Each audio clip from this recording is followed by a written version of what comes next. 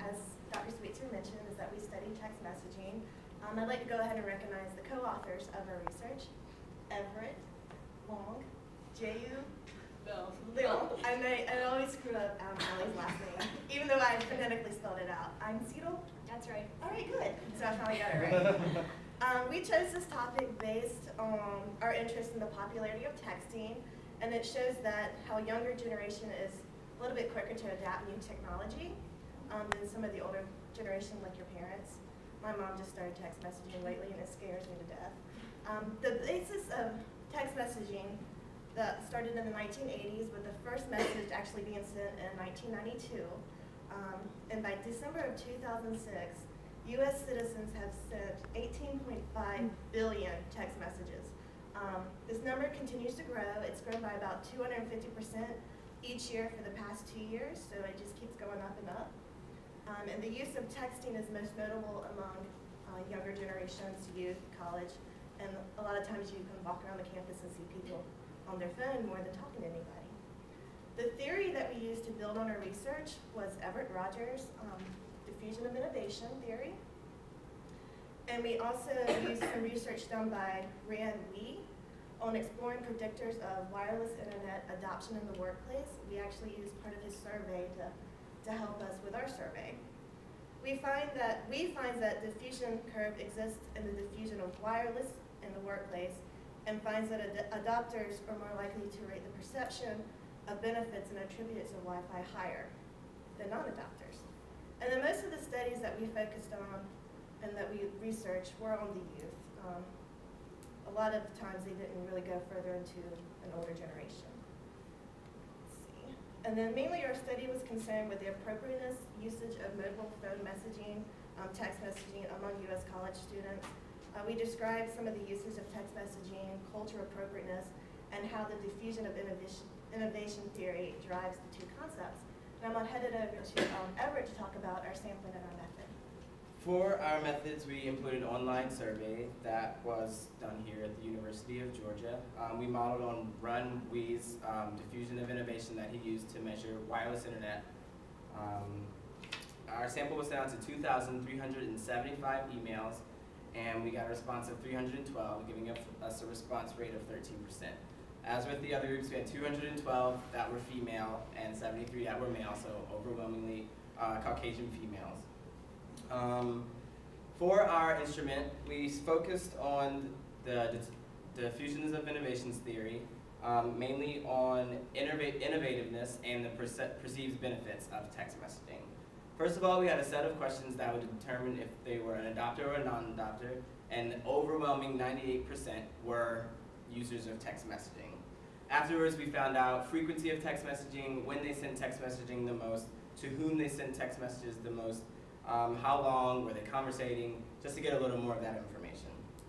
The next section of our survey focused on individual innovativeness, and that's made up of willingness to explore new technology, how willing students are to take on new cell phone technology, and the willingness to learn new ideas and take on a risk.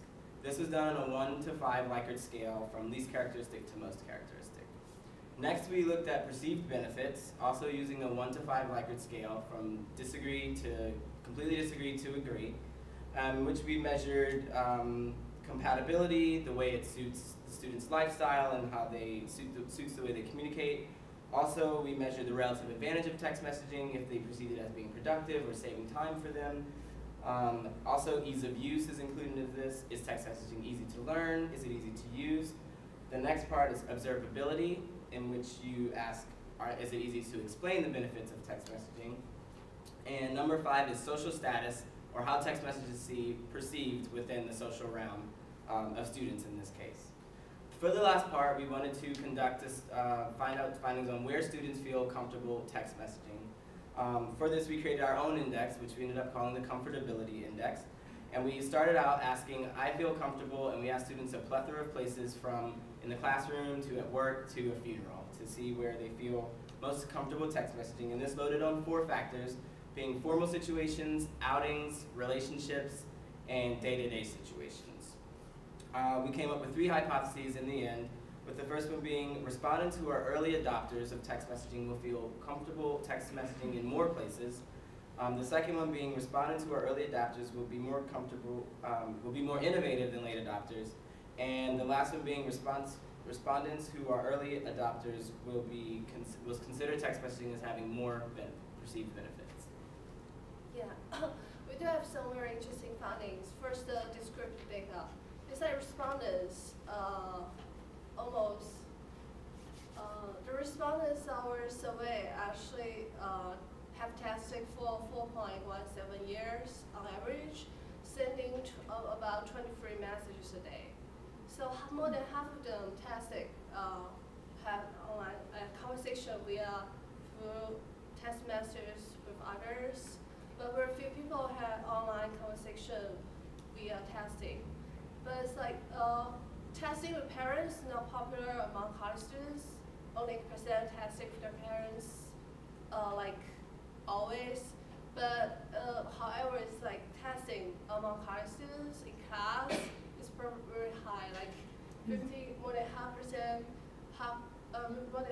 the respondents texting in class, sometimes and always, based on the report.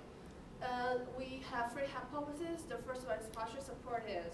Early adopters do feel like early adopters of text messaging feel more comfortable texting during the day-to-day situation like driving the car, at work, at class, but no significant findings in relationship situation and formal situation and outings. The second and third hypothesis is fully supported. It is significant that early adopters are more innovative than the later adopters. And early adopters do consider text messaging has more benefits than late adopters. And last, we do have some gender and race findings. Girls, like females, feel more comfortable texting in outings. But girls feel less comfortable doing texting in the formal situations. And the Asian and Pacific feel more comfortable texting in outings than the Caucasian whites. Yeah, some findings. As Jieyu said, all of our hypotheses were supported. The first one was only partially supported for day-to-day activities. Early adopters feel more comfortable texting in these situations. And there's three. There is at work, in class, and while driving a car. We believe that early adopters, since they text longer, they are faster, they can do it better, sometimes even without looking. And they feel like they can do it better. And late adopters might worry about the consequences, getting caught by a boss, by Dr. Sweetser, or getting in a car accident, which is actually happening quite frequently among teens.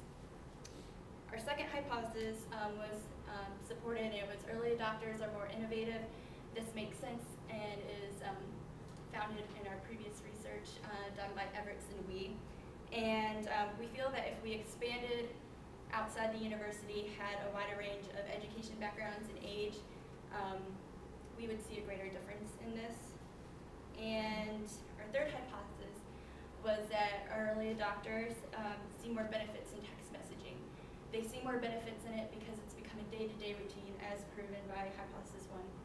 And that if they do it more often, it's part of their daily life, they're going to see more benefits in it. Our other findings is that females feel more comfortable texting in outings. The outings was like a first date, and we feel this way because girlfriends like to text their girlfriends and say if the guy was cool, if he paid for dinner, if he was nice. And guys feel more comfortable texting in formal situations. The only reason why we can think this is one of them was a meeting, and guys seem to text business and bottom line really fast.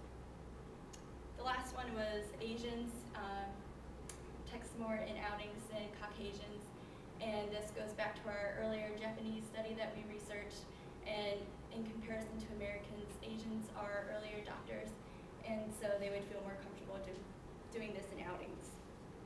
Some of our limitations was that we only had a 13% response rate. We wish we would have had more time to send out a fourth wave. and it would have been better. And like all research, we need to expand and